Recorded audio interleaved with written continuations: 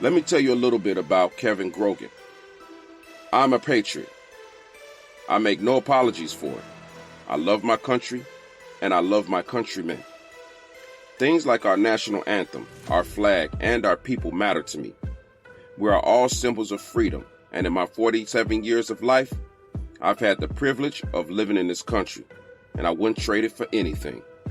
I have also had the distinct privilege to wear the uniform of my country and my community. I grew up in Windsor, Connecticut, a suburb of the capital of Hartford.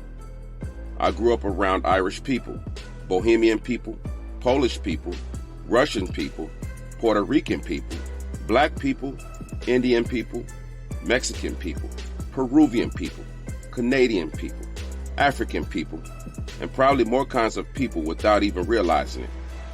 I learned incredibly early in life that people matter.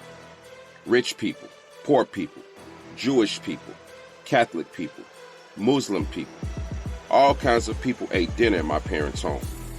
The most lasting of the many gifts my parents gave me was the gift of showing me that I could learn something valuable from other cultures, and those cultures would enrich my life.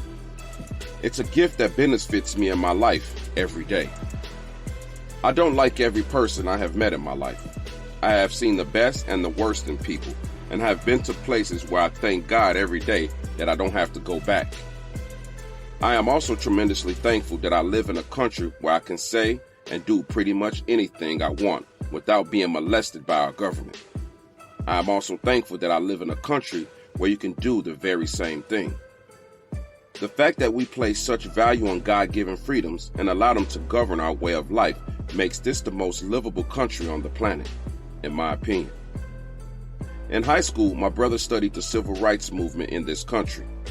My brother, being the way he is, read every notable book on the subject from cover to cover. Soul on Ice by Eldridge Cleaver, and the autobiography of Malcolm X by Alex Haley, which remains my favorite book of all time, are a couple of the ones I remember. I learned a lot about Bobby Seale and Huey P. Newton. I also learned a lot about John Fitzgerald and Robert Francis Kennedy. They led me to learn a lot about Mahatma Gandhi. I was exposed to several different philosophies on how we should live, but the underlying theme was always service to others. I found I connected most with Dr. Martin Luther King Jr.'s ideas on equality, and from an early age admired his courage to stand up for what he felt was right. Muhammad Ali has been a major influence in my life also. I admire the men that I have listed for several things. Their courage mostly. They spoke out against injustice, and they gave their lives for the cause. I admired that. The older I got, the more I found that I both agreed and disagreed with many things they said and did. This reinforced the other gift my parents bestowed upon me. They taught me that I can respect people that I disagree with, and that disagreement is healthy and helps people grow. My concern in 2022 is that we have lost sight of the fact that it is okay to disagree with people. It is okay to have different opinions on subjects, and one culture can appreciate other cultures' experiences and have empathy for people without actually having walked in their other person's shoes.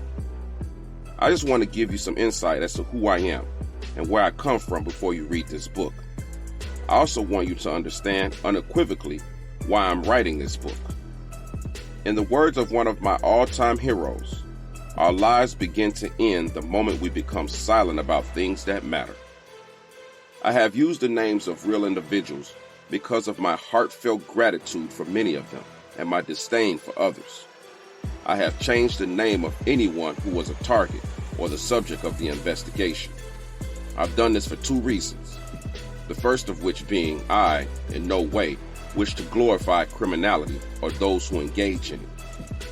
The second, and far more important reason, is that many of the individuals who we investigated, arrested, prosecuted, and convicted have completed their sentences, and the ones that haven't soon will. They have paid their debt to society, and I have no intention of dragging their names into a past I hope they can move forward from. I am sincere in my hope what we did made a positive difference, not only in the community in which we serve, but in the lives of these individuals.